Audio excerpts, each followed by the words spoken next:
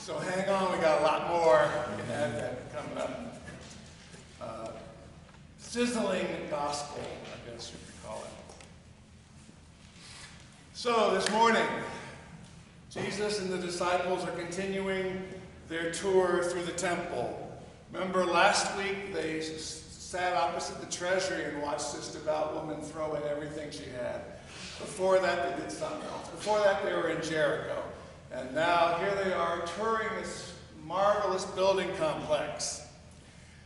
The disciples were clearly having a moment. They were basically, as you may know, hayseeds from the backwater called Galilee. They had a distinctive country bumpkin accent that everyone could tell where they were from. And here they were, maybe for the first time, wandering around this massive temple complex in Jerusalem with their little band of followers and with this rabbi who's promised to change the world. And this particular disciple was overcome. Wow, golly, look at the majesty and splendor of these buildings. Surely God must be in this place. What a set of buildings they were, indeed. The temple was at the heart of the holy city of Jerusalem. It had always been there, almost always. The temple they visited was the third temple. The first one was built by King David's son Solomon, which stood on that same spot for 400 years. That's a long time for Americans, right? 400 years. And it was destroyed by the Babylonians when they took the city by siege in 587 BC. After they returned from exile in Babylon, 60 years after the temple was destroyed, they built the second temple, and that one lasted for 500 years. And so in Jesus' time, you had then, that was the second and the third temple, because in 20 BCE, King Herod, who was known as a great builder of projects, he was the puppet king of Judea from the Romans. He decided to enlarge that second temple. One of the historians of the time said he doubled it in size. Herod put, says this historian, a nice round figures, 10,000 people to work and trained 1,000 priests as stonemasons so they could work on the most sacred parts of the temple. The building was finished in 10 years, but work on the decoration continued for many more. So in John's Gospel, the Pharisees observed that this temple has been under construction for 46 years. They're right. No wonder Herod's temple, as it was called, evoked awe and wonder among everyone who saw it. It was built of white Jerusalem sandstone out on this white plinth overlooking a valley. It was gilded in gold that when the sun hit it, you were blinded from many miles away. This was one of the wonders of the world. But it wasn't just an architectural wonder, it was an economic engine for the city of Jerusalem. Most all of Jerusalem's inhabitants engaged in some sort of work that had connection with the temple. Craftsmen provided and repaired for the necessary sacred objects. You had incense makers, so you had clouds of smoke all the time. You had traders in sacrificial animals, because there were animals being killed at the altar in front of this temple 24/7 for 400 years.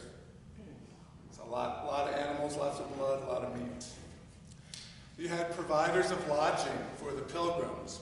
You had currency changers who, when a Jew from, let's say, Alexandria arrived with Egyptian money, they could change it into temple money. And the temple was also kind of the bank of Judea, because most rich and poor people deposited their money within the security of the sanctuary there.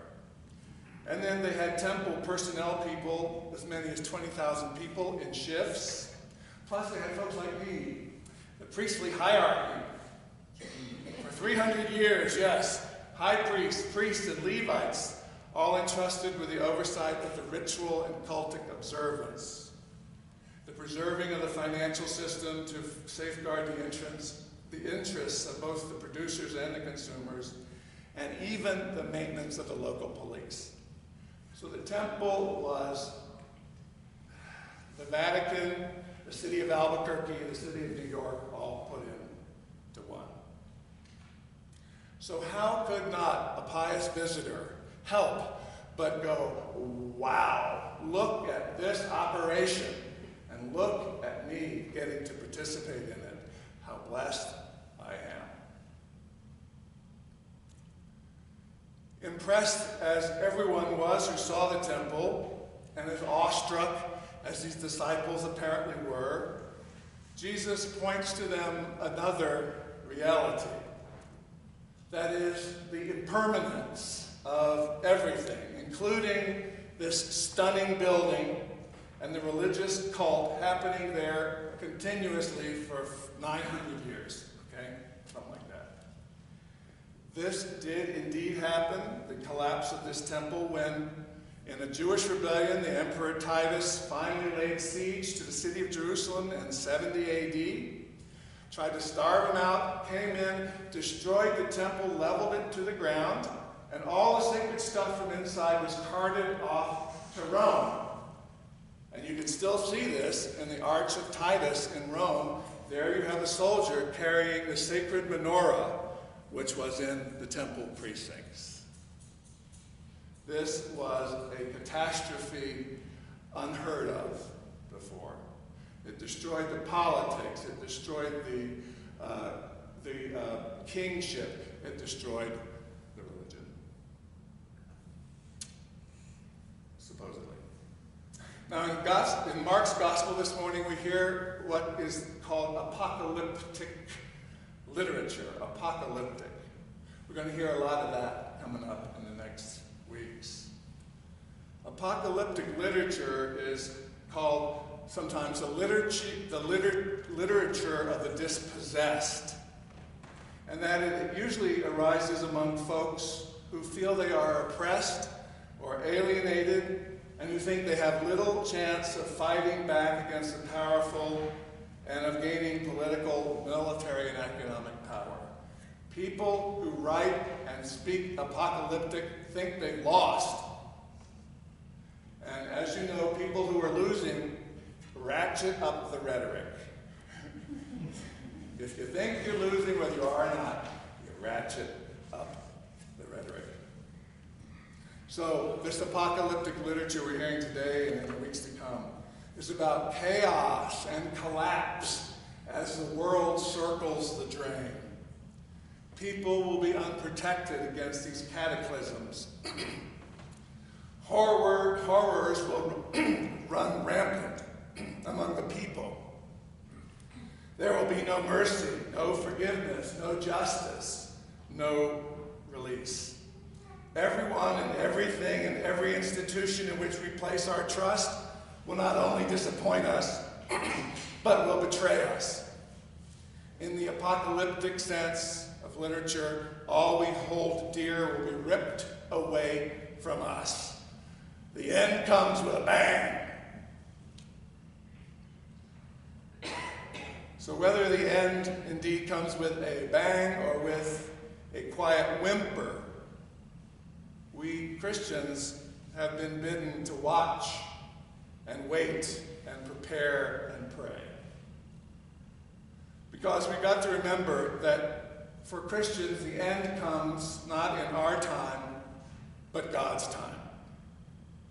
And the end comes not as a termination, but as a consummation. Christ has come to save and heal, says all our scripture and witness, not to destroy, not to annihilate. If that were the case, we wouldn't have had Easter morning, but instead cosmic calamity. No, we must remember that at the end of the world, as at its beginning, there is God.